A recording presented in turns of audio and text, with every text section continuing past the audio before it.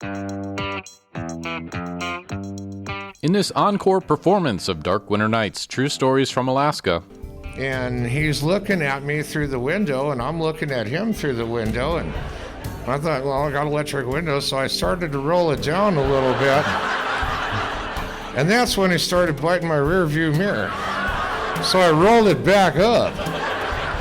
One man finds out what it's like to run with the pack, and a woman has to deal with an uninvited house guest. The bear had gotten his claws around the door, and he was trying to pull the door open while the other guy was pushing stuff in. And the guy goes, "Whoa, that's a big bear." Close Encounters of the Fuzzy Kind. Up next on Dark Winter Nights, True Stories from Alaska. I'm Rob Prince. I live in the woods north of Fairbanks, and the neighborhood can be a little rough sometimes. Not in the sense that we have gangbangers doing drive-by shootings. No, we have a different kind of ruffian up here. Moose. If you're not from Alaska, you might be thinking, well, moose don't seem very dangerous. So I tried to do some research to find out how many people are killed by moose each year, and okay, it's not that many. But I think that's because moose prefer to maim rather than kill their victims as a message to other humans. One very cold winter a few years ago, I was walking my daughter down our driveway to meet the school bus, and there were a number of moose in the yard, but none of them were so close that I felt we were in danger. I was able to get her down the driveway and onto the bus safely, but when I turned around to walk back up to the house, there was a juvenile moose in my way. The moose wasn't that big by moose standards. It was only about 5 feet tall at the shoulders and didn't have any antlers. But it was standing on the side of the driveway between me and the house, and there weren't too many other ways I was going to be able to get back home. I could try and walk through the deep snow around the trees, but that was going to be awkward, and there were other moose around. Wasn't sure where they were, and I could stand there and freeze to death, so I decided it might be better if I just tried to walk by the moose. I did have a plan in the back of my mind in the event that the moose charged. I'd taken a semester of karate back in college about 12 years before, and I'd learned this move where you sort of swipe right with your left forearm, and that will kind of deflect the attacker, and then you can run away, and so I figured I'd just use that. As I got closer to the moose, I tried to carefully study the hairs on its back, the twitch of its ears, the look in its eyes, to see if I had any sense if it was going to attack. All I can say is that the look on his face was a look I was pretty familiar with as a college professor. I'd seen it many times in the classroom. It's basically a look of disdain in which he didn't care if I lived or died. As I got to within about 15 feet of the moose, I decided to take a picture of it, just so my family would know what had killed me. I considered recording video while I tried to walk by it, but then decided that I really didn't want to catch my own death on camera. As I got to within 10 feet of the moose, I really got the feeling that this was not a good idea. But the moose was giving me no clue that it was upset. It looked just like a cow as far as I was concerned. And then in a flash, the moose's temperament changed, and it went from not caring if I lived or died to being pretty excited about me dying. The moose charged toward me, and unfortunately all my plans for a Jackie Chan karate move didn't really pan out. Instead, I just sort of awkwardly stumbled backwards. Turns out it's a lot harder to do karate in giant snow boots and a big puffy winter jacket than I had expected. Fortunately for me, this juvenile moose didn't feel like stomping me was worth the risk of a sprained ankle, and as quickly as it charged me, it turned off and ran away. This encounter taught me a very important lesson about life. Don't get close to moose. In today's episode of Dark Winter Nights, True Stories from Alaska, we'll hear 2 stories about close encounters of the fuzzy kind. Our first story today comes from Ray Smith, who shared it at our 2015 live event in Fairbanks, Alaska. Ray has logged millions of miles as a truck driver, but the close encounter he had on an Alaskan road one night a few years ago stands out as the most incredible experience he's ever had behind the wheel. Here's Ray Smith. Well, in the winter of 12 and 13, seems like most of the time we were up doing trapping and everything, we always saw a lot of large wolf tracks that winter. And that particular winter was a long one. If you remember the spring of 2013, we had winter till June. And in May, it's kind of a gathering place at Fox at the Holland Dog. There are a lot of those people you don't see all winter long, but when the Holland Dog opens up and friends gather and Turned out Ukulele Russ was playing, my good friend, that time, and I'd been out cutting firewood for quite a while that day. I was kind of pooped and looking forward to a quiet evening at the cabin by the river. Well, when I got in, there was already a couple messages. Ray, come on to town, we're having fun. And I thought, no, I'm not going to answer that. 2-3 more people called, and come on, Ray, come to town, we're having fun. And I'm like, no, it's not looking like good weather out. I think I'm going to stay home tonight. So finally, about 9:30, 10 o'clock, I got my second wind, and thought, well, okay, so when you live that far out of town, every time you go to town, you want to make it count. You need to get groceries or something, and I thought, well, I am kind of low on chainsaw gas, so now I got a reason to go to town. So one of the other things I did living that far out of town is I bought me a little Volkswagen Jetta. I've had a Chevy pickup or a Suburban my whole life. But gas prices, you know how that goes, you gotta downsize. So in mid-May, it's getting dark, 10:30, 11 o'clock at night. And that particular night, it was kind of cloudy and foggy and half rain and half snow. And like I said, that's the time we had winter all the way to June, so we still had 6-foot snowbanks on each side of the highway. So visibility wasn't real good. I'm doing about 45 or so, and get around the corner at 32 Mile, and in the fog, in my lane in front of me, I see a pair of legs, and I look a little closer, get a little closer, I'm like, wow, somebody's dog got out. And there's 3 or 4 people living around 32 Mile, and I happen to know one of them does have a big German Shepherd. I was thinking, oh man, their dog got out. So I get a little closer, and I see another dog. And then I realize those are not dogs, those are wolves. And I see 3 of them, and then I get a little closer to them, and I see 4 more in front of them. And then I noticed there's still a couple more in front of them. Man, the goose pimples were getting bigger by the mile. And I get a little closer, I beep the horn. Now, my Volkswagen is black. All these wolves were dark black, brown, mostly black, brown, a little bit of gray. And I get right up behind them and I tap the horn a little bit. It didn't even faze them. They didn't turn around and look at me. They didn't do anything. They just stayed right in my lane. And I want to add, by the way, they were all in the southbound lane. None of them were over there in the northbound lane. I guess they read their manual. I don't know, but... And they were doing between 28 and 30 miles an hour. So finally, I kind of tapped one in the butt a little bit with my front bumper, in which all the butts of them wolves were about this much taller than the hood of that Volkswagen.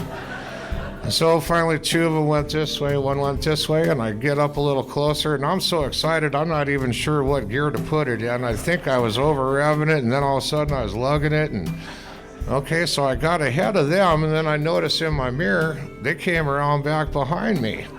Wow, now I got 4 of them in front of me, and I'm kind of catching up to them, and the one big guy was turning around and showing me his fangs, and like, what are you doing here? But I think maybe I was giving him light to run down the highway with. Now there's 4 ahead of me and 3 ahead of them. The guy on the right, he came over by my right-hand door. And he's looking at me through the window, and I'm looking at him through the window, and I thought, well, I got electric windows, so I started to roll it down a little bit. And that's when he started biting my rear view mirror. So I rolled it back up. So now I got 1 guy on the right, and I got, 6 in front of me and 3 behind me, and I'm in my Volkswagen thinking, I should have brought the truck. So we get going down the road a little ways. I'm not sure what to do. I didn't have a gun with me, and the one time I didn't have a camera with me either, because I really would have liked to have had pictures of this, It didn't happen to me before. So we get down the road a little bit, and I think they were getting tired of me being with them, and that's when I noticed there was one wolf way up front, about 1/8 of a mile way up front, or a little less than that, but I could see him even in the fog. So gradually, they all started peeling off, and jumping over the snowbank, and I'm still doing about 25 to 30 miles an hour. Well, okay, they're leaving, I guess. And I got up to the one that was way up front, and as soon as I got to him, he jumps over the bank, and there's a little bit of a clearing there. I seen him go out about 30 feet. I stopped the car, and I looked around, make sure none of the other ones were catching up. And I just stopped. I got out of the car, and I looked at him, and he was over there. He sat down in the snow, and he was looking at me, catching his breath. And then he did, and he stood up, and he kind of bowed, and then he ran off in the woods. And I'm looking around still. I don't see the other ones. I said, well, I guess I can go to town now. Gridlock in Chattanooga. So I get to town, and I had a couple sodas, and I said hello to everybody and told them my wolf story, and it was a lot of fun doing that. But, I just couldn't stay there any longer. I wanted to go back up there between mile 32 and 30. I think I needed to keep going. Maybe I could have catching them going the other way. I don't know. So I went up there, and I just drove 20 miles an hour through those 3 miles, but I never did see them. I got back home. I couldn't think about anything else. I stayed up late still thinking about it. I went to bed dreaming about it. I woke up early the next morning, and I got a friend of mine at 32 Mile. His name is Paul, and I called him, and I told him what happened. He says, Ray, you were up last night watching one of them Twilight movies, weren't you? I'm like, no, man, it really happened, I swear. He says, okay. And then later on that day, of course, word got to Chattanooga Lodge what had all happened in one of my stories, and everybody thought, oh, yeah, right. But I guess somebody found that day just a mile north of the lodge where a pack of wolves took down a cow moose right there in the highway. There was a trail of blood going over the bank, and people followed it, and they'd seen where the moose had been taken down. So Ronnie Franklin from Chattanooga Lodge called me up, and he said, well, I heard your story, and I just wanted you to know we verified it. So then I went to the lodge to tell the story to everybody, and I found out that this story is worth anywhere from 2 to 5 beers every time I tell it. So thank you, wolves. And I was a truck driver most of my life. I got almost 2 million miles on me, but that mile and a half there was one I'll never forget. There's nothing like that at Disney World, and only in Alaska. Thank you. Ray Smith shared that story at our April 2015 live event in Fairbanks. This is Dark Winter Nights, True Stories from Alaska, the Close Encounters of the Fuzzy Kind episode. I'm Rob Prince. Are you listening to this episode and thinking, boy, it seems like it would be cool to see Dark Winter Nights live in person? Well, you'd be right, and you'd also be in luck, because our next live event is coming right up on Saturday, November 19th. At 7 p.m. in Lathrop High School's Herring Auditorium. More information and tickets are available at darkwinternights.com. Our next storyteller lives in the woods outside of Fairbanks, where you don't have to go searching for close encounters with wildlife. They'll come to you. Here's Jan Hanscomb. So it was July 27th, and I know that was the date because that's my wedding anniversary. And I'd been all day working in my peony field, so I was kind of grubby, dirty, sweaty, and I decided that I should go home and make a very nice dinner for my husband, and we'd have a nice meal together that evening. So I went home, and I started off by getting some ribs into the pot cooking, and I cleaned up the kitchen and ended up with a bag of trash, which I put out in my entryway. Now, I have a cat, and so the cat went out at the same time, and I thought, well, I'll leave the outside door open because the cat's bound to want to come back in just a few minutes. So I left the door open, and I thought, well, I'll run upstairs, and I have a spiral staircase that goes up into my loft. So I run up there and check my email while I'm waiting for the cat to return. So I go up there, and, as always, when you get on the computer, you kind of lose track of time, and you're really into reading email, and then you go on Facebook, and it's taking time, and all of a sudden I notice that I'm hearing a noise And I was like, what is that noise? And then I thought, oh, there's a dog getting in my trash.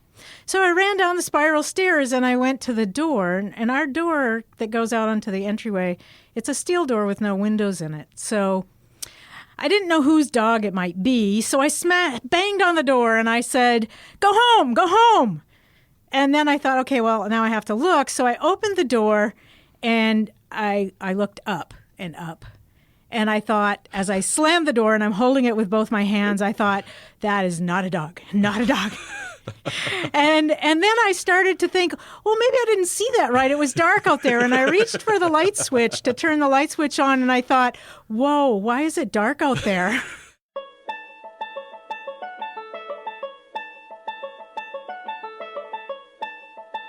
So then I'm thinking, as I'm holding the door, like that's going to keep the bear out, I'm thinking the only way the bear can come now is into my house because it must have closed the outside door and it's stuck in the entryway.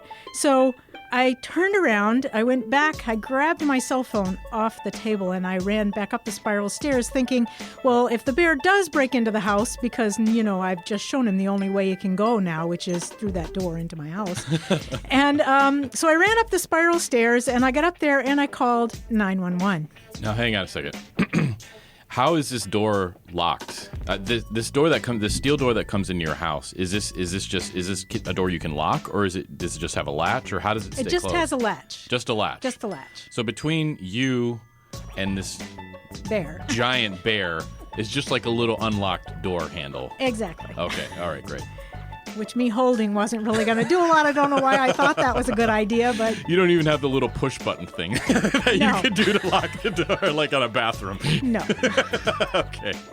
So I go up the spiral stairs and I dial 911. And they come on the phone and they say, yes, ma'am, what's your emergency? Police, fire, or ambulance? And I was confused. I said, I don't know.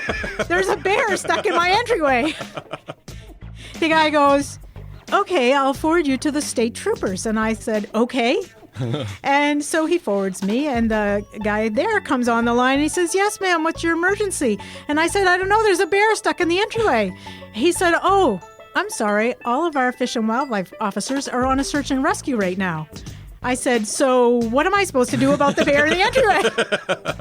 He said, I can send the troopers to your house. And I said, that's fine. That's good. Send the troopers. And he's like, okay. So he talked to me for just a couple of minutes, just chatting. And then he said, is anyone coming to visit you this afternoon? And I said, no, not that I know of. And he said, well, we wouldn't want someone to open the door by mistake. And I said, okay. So I said, I can, from the loft where I am, I can open the window and I can step out the window onto the roof of the Arctic entryway. And then if anyone were to come, I can tell them, don't open the door, there's a bear in the entryway. Yeah, because we have to clarify a little bit. As far as you were you aware at this point that the bear was trapped in your entryway? I surmised that it was because it was dark out there, but that's the only way I knew for sure. Okay, and so explain how the bear could get trapped in your entryway. So the entryway is about 6 feet wide and 6 feet long. It's just a little square space. And I suspect the bear smelled the trash and it came into the entryway, turned around, and hit the open door with its back end. They're knocking it closed. Mm-hmm. And the noise that I was hearing was the bear trying to find a way out of the entryway.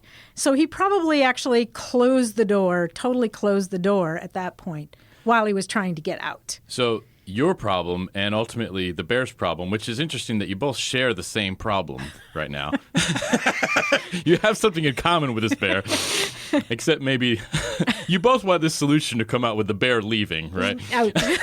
The bear's problem is that it can't get out because the door opens in. Correct. So unless it can figure out a way to, and this door latches too, right? Exactly. So unless it can figure out how to get its paw around a doorknob and open it in, it's stuck. Right. Its only option, the only door that opens out is the one that comes into your house. Exactly. Which is latched, but not locked. No, and so, bears are strong. If he really wanted to, he probably could have smashed that door in. Yes.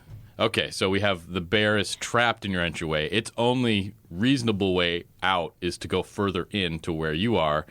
And so now you're fleeing onto your roof Exactly. Okay, got it. Okay. Okay, so I step out onto the roof, and the guy says, okay, ma'am. He says, everything all right? And I said, well, yeah. He said, you're safe right now. I said, yeah, I'm safe right now. And he said, okay, then call me back if anything changes. And he hung up. Call me back if you're getting eaten by a bear, is basically what he's telling you. Pretty much. And I've called 911 only a couple other times in my whole life, and every other time they stay on the line with you until someone comes. But he hung up. So I'm standing there on the roof of the entryway holding my phone, kind of going... No moral support. No, I just kind of being very confused and not knowing exactly what to do, and hearing the bear down below me now banging and crashing and, into stuff that's down there. And so I thought, well, I called my husband, and I said, hey, Dick, there's a bear stuck in the entryway. He said, I'll be right home. I said, oh, no, don't worry. The police are coming. They'll take care of it. And he's like, oh, okay. And so then he hung up. So there I am standing. So probably a total of 45 minutes goes by from the time I started this whole process of panicking about the bear in the entryway. And the first cop car comes down. It's a big SUV. And the cop gets out. And just like on TV, he stands behind the door of his car, of his truck. He looks up at me standing on the roof and he says, ma'am, is the bear still here? And I said, yes. And I pointed down at the entryway roof. I said, it's in the entryway, right down there. It's in the entryway. As if you would be standing on your roof just for fun. Yes, with my phone in my hand. And he goes, okay. So he got out his big rifle, his big gun, shotgun kind of gun from the console of his SUV. And he walks over and he looks at the entryway and he goes, so we have to open the door. And I said, yes, you have to open the door. Captain Obvious strikes again. And another car comes sailing down the driveway. And this guy, he must have been very young, just out of the trooper school, perhaps. He had on his little hat and his trousers were creased really nice. I mean, he looked sharp. And he walks over and they say, we have to open the door. And yeah, we have to open the door. And the first guy goes, so we better be prepared. If we open the door, the bear may charge. And the guy starts to get his pistol out of his pocket. And the first guy says, put that away. Go get a real gun. So that guy goes back to his car and gets his big shotgun from the console area, and he walks over. Now, 2 more cars come sailing down my drive. Now I have 4 trooper cars in the dooryard, and they're all looking at the door, going, "We have to open the door. Yeah, we have to open the door." Finally, one guy goes, "Well, I'll open the door." And the other 3 went up, and we live on a steep hill. So they went up onto the side of the hill above the door area and spread out, and they're all pointing their big guns at my house. And the first guy goes to open the door, and one of the cops up on the hill goes, "Wait a minute. Shouldn't we have a plan? Which way are you going to run? We don't want to shoot you." So they all get back together and they chat for a little bit. And then one of them, the first guy that had arrived, he looked at me up on the roof and he says, "Ma'am, are you the only person home?" I said, yeah. And he said, "Oh, good. We wouldn't want to shoot anyone by mistake." So now I'm picturing my house full of holes, when they show these on movies and they just, and your house is just riddled with holes. I was going, oh my gosh. He's like, "No, I'm the only one here." And he's like, "Okay, good." So the 3 cops, they go to one side, and the guy that's going to open the door, he goes and he turns the doorknob, and nothing happened. He turns around and he says, "The door won't open." And so now I'm thinking to myself, the door opens in. Now, on my entryway, I had 3 sets of skis and the poles that go with them. There were 2 chainsaws, my trash, of course, a big 55-gallon drum of dog food, and I can't even begin to tell you other kinds of junk that might have just been dropped in the entryway on the way in. Just, you only need to open the door, right, and come in. So the bear has been down there for at least 45 minutes, and every single bit of this stuff, which maybe used to be leaning against the wall or something, is on the floor. And so the door, when you go to open it, is running into all that stuff, and it won't open. So now they're like, the door won't open. Now what do we do? the guy with the little hat, he was really funny. He said, I'll go get the door ram, we'll bash it in. I'm thinking to myself, doesn't that just break the latch? That doesn't really break the door out, And I said, wait, that shouldn't work. And he goes, oh, yeah, no, you're right. That won't work. And I thought, oh, good. At that point, I'm thinking, why am I not videoing that? I should be videoing this on my phone. I'm holding it in my hand. but I didn't. So anyway, so then he goes, well, I know what we could do. Let's get a chainsaw. And I said, wow, that's a great idea. But the chainsaws are in the entryway. and at that point, again, I'm thinking, oh my gosh, I'm so glad the chainsaws are in the entryway because I wonder where they thought they were going to cut a hole. Were they going to cut the door apart? What were they going to do? I'm sure the bear would love a chainsaw. Yeah, a chainsaw. And then that would have driven him right into the house. Yeah. But anyway, so in the meantime, while the three up there have been discussing these various options, the guy that was trying to open the door had been wandering around and he found a long-handled ice chipper. So it was kind of narrow and thin. And he started pushing things into the entryway. And he pushed and he pushed. And he says, wait, guys. He said, I'll get it. So he's pushing and he's pushing. And then he'd push on the door some and then he'd push stuff. And pretty soon I feel from where I'm standing even that the door is going bang, bang, bang. And the bear had gotten his claws around the door and he was trying to pull the door open while the other guy was pushing stuff in. And the guy goes, whoa, that's a big bear. So he's there with the bear's paw basically right in his face. Right in his face. And I said, to push the stuff out, never knowing when he's going to push something far enough that door's going to pop open. And the bear's going to come charging out. And I said to him, yes, I thought it was a big bear too. The guys are all up there with their guns aimed at the house. And finally, the guy that's pushing things in, he turns around and he ran in the opposite direction. And the bear must have pulled enough and was getting squeezed out through. So the bear squeezes out through. The three guys on the top of the hill are waving their arms with the gun and everything, and they're screaming and yelling.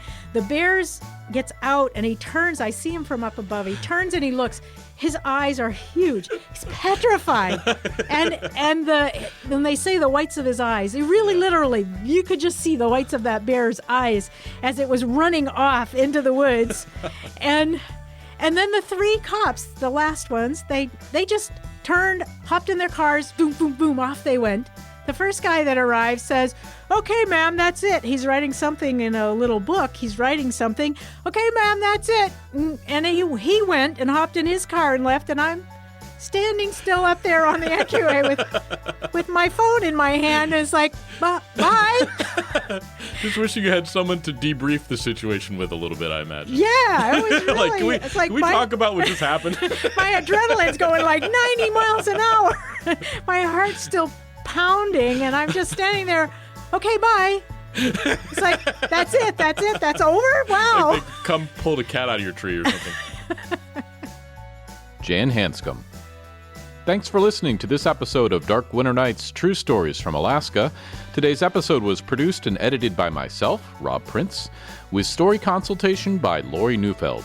I've got great news that the next Dark Winter Nights live event is right around the corner. We'll be back on stage in Lathrop High School's Herring Auditorium on Saturday, November 19th at 7 o'clock p.m. And I'm also thrilled to announce that Molly of Denali will be at the show during intermission, so we're all very excited about that as well. More information and tickets can be found at darkwinternights.com. Remember, these are the stories we tell up here in Alaska on Dark Winter Nights. I'm Rob Prince.